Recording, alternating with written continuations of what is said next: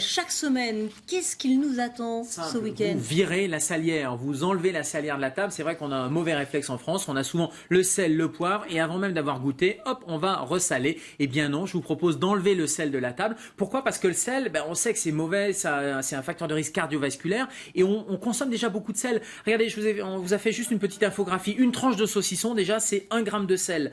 Une poignée de chips, c'est encore 1 gramme de sel. Le pain que vous mangez, pain de mie par exemple, il y a quelques tranches simplement, c'est déjà du sel que vous avez dans votre alimentation. Et une part de pizza, là aussi c'est bourré de sel. Bref, le sel c'est vital, mais on a déjà la quantité suffisante dans notre alimentation. Et on sait qu'on en consomme trop. En France, on en consomme quasiment 12 grammes par jour, alors que l'Organisation mondiale de la santé recommande d'en consommer moins de 5 grammes. Donc on est à 2 fois plus. Donc ça sert à rien d'aller rajouter du sel dans son alimentation. Il y a une différence homme-femme d'ailleurs, pourquoi docteur?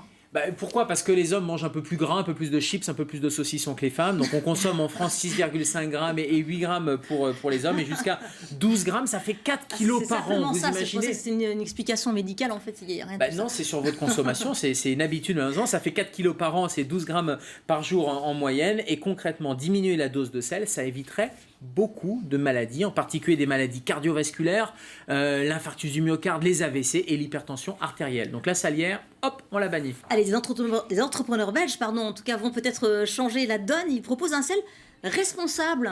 Le sel de Posidonia, oui, qui s'est fait sur l'île de Formentera. Alors c'est un défi intéressant, c'est un défi santé. C'est une entreprise belge qui propose aux industriels essentiellement de faire un sel qui contient moins de sel, qui contient 5 fois moins de sodium. Donc ça, c'est une alternative intéressante. Allez, merci beaucoup, docteur.